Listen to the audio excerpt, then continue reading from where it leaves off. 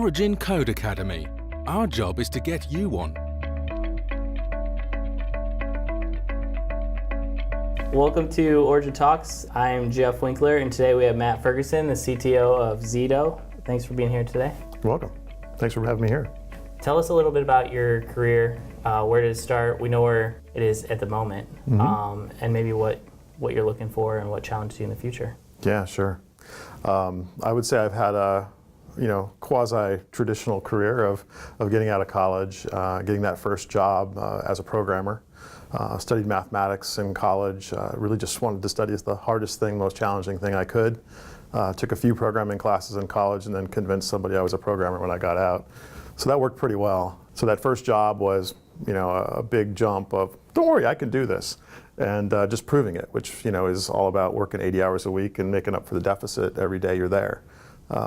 And then, pretty quickly found that I could talk and walk and still loved to program, loved the database world, and started managing people as well, taking on more responsibilities. And it's been a back and forth for me for probably 15 years of sometimes I would focus on technology, sometimes I would focus on managing, and never afraid to do one or the other or both. I find that building things is the most important thing I like to do.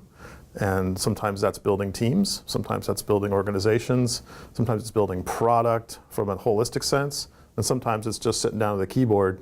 So can you walk us through the mindset you had when you went through I know it sounded like it was kind of like a fake it till you make it type scenario, but maybe how that worked. Did you know the person ahead of time?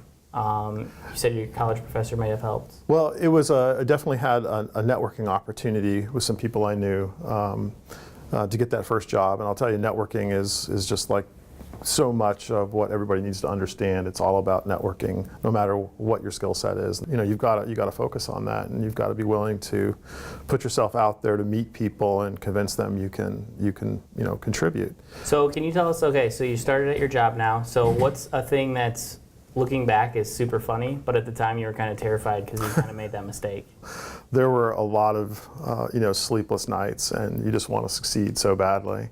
Does it seem funny now? But I mean, the amount of days and nights of unrest and then falling asleep, when you're bicycling home because you can't afford a car yet and things like that, it just kind of seems crazy now. But now I'm back to, I ride a motorcycle every day, so I guess it's not so crazy. That's awesome.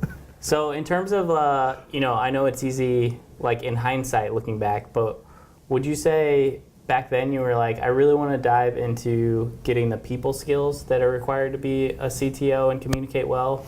Or were you not really planning that far ahead and you just that got integrated later? Was that a conscious decision, or was that something that just happened? Yeah, that's a great question, because I think that happened later in my career about, you start recognizing where you're better and, where you have, either it's a weakness or where you're just not as interested, or what are you best at? Where do you really start to say you can exceed and be the best, hopefully in the world at some point in your career.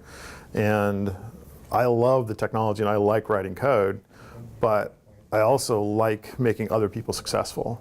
And as a CTO, I think the most important job I have is making our staff successful and making them contribute more than they ever thought they could. What are some piece of advice you would give to somebody that wants to be a CTO? Yeah, technology can be a bit cut and dried, zeros and ones. And at the end of the day, it's about people and it's about empathy. So you've got to connect on a personal level. Not every day, but people need to know you're there for them at every level. That's awesome. So can we talk a little bit about Zeeto? So what attracted you to come work at Zeeto? Because you're new there within the last year or two, is that correct? Yeah, I've been there about 8 months. Okay. And what really attracted me was this huge opportunity. You've got to love opportunity. I've always been entrepreneurial, whether it was starting my own company, working for others. I've always been inventing product.